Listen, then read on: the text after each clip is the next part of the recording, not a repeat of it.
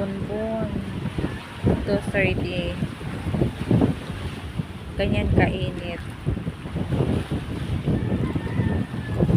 So sigurado San Agustin na yung anak ko.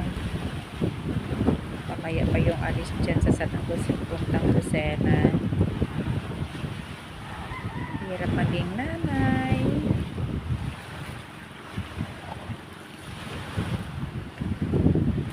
Talagang sagana sa pangungulila pag nanay. So ganyan na lang, tanaw-tanawin ko na lang, makikibalita-balita sa kanila hanggang mga antay na lang sa pag-uwi uli. So ganyan ka-idol ang nanay.